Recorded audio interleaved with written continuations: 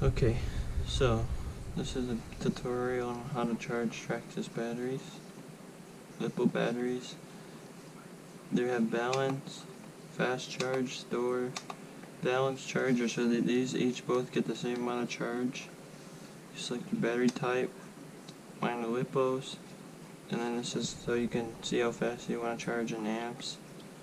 And then to charge, you just hold both of these down at the same time, like so. You'll hear that. That means they're charging. The green lights mean that the charge is happening. And then these will say how fast it's charging and where it's at. Like, see if I hold the charge. Oh, come on. Oh, you gotta press it. It'll show you if you want to charge at 4 amps or 1 amps. I charge at 1 amps because I don't like to ruin my batteries as fast. High output will make it charge faster, but I just leave it at that.